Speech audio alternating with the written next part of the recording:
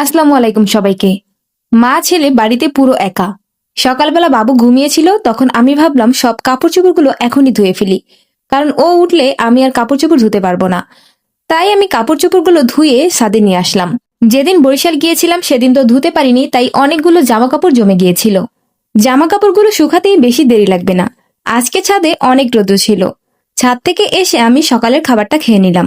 নিজের জন্য আর ঝামেলা করলাম না। কালকে রাত্রে বাসি ভাত ছিল, ওটাই আমি খেয়ে নিলাম। তারপর থালাবাটি ধুতে চলে আসলাম। রাতেই আমি ঘরটাকে ঝাড়ু দিয়ে রেখেছিলাম। থালাবাটি ধুতে না ধুতেই বাবু উঠে পড়েছে। বেলা অনেক হয়ে গেছে, তাই আগে আমি ওকে ওষুধটা খাইয়ে দিলাম। আর ওষুধ খাওয়াতে যে কি কষ্ট হয়! পা দিয়ে চেপে ধরে তারপর ওকে ওষুধ খাওয়াতে হয়, না হলে সব ওষুধ ফেলে দেয়। এরপর বাবুকে আমি খাটে খেলনা দিয়ে বসিয়ে রেখে তারপর ডিম সিদ্ধ দিতে চলে আসলাম। আর ওর জন্য একটা ডিম পোস্ট করে নিয়ে গেলাম, দেখি খায় কিনা। ও একটু খেয়েছিল আর বাকিটা আমিই খেয়েছি। কোনো খাবারই মুখে নিতে চায় না কেন জানি।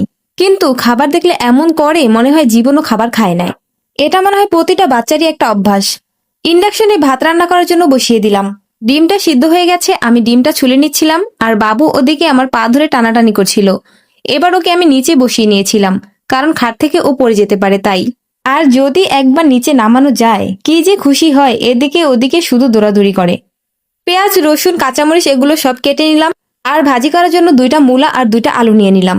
মানুষ যেহেতু আমরা 2জন, আব্বু আর আমি, তাই অল্পই নিলাম।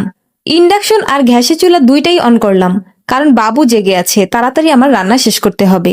বাবু তো বসে বসে খুন্তি নিয়ে খেলা করছিল। আর আমার ভাতটাও হয়ে গিয়েছে, এখন গড় দিয়ে দিব।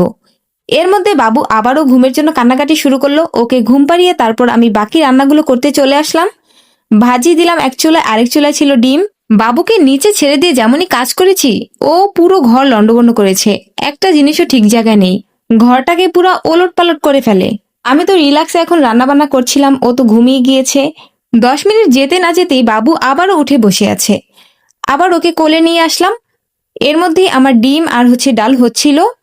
আমি আবার ওকে ভাবলাম গোসলটা করিয়ে আনি। গোসল করাতে নিলে তো কোনো কথাই নেই, পানিতে যদি একবার ছাড়ি আর উঠাতেই পারি না। কান্নাকাটি শুরু করে দেয়, হাত পা ছোড়াছুড়ি শুরু করে দেয়। এত পানি ভালোবাসে। রান্না বান্না প্রায় কমপ্লিট হয়ে গেছে। এর মধ্যে আব্বু বাসায় এসেছে দুপুরে খাবার খেতে। আব্বুর কাছে দিয়ে আমি গোসল করতে গেলাম। বাচ্চা মানুষ থাকলে ফাঁক ফোকরেই কাজ করতে হয়। আমার ছেলের একদম ছোট বয়স থেকে কিন্তু আমি ওর নানা বাড়িয়েছিলাম, তাই ওকে পালতে আমার তেমন একটা কষ্ট হয়নি।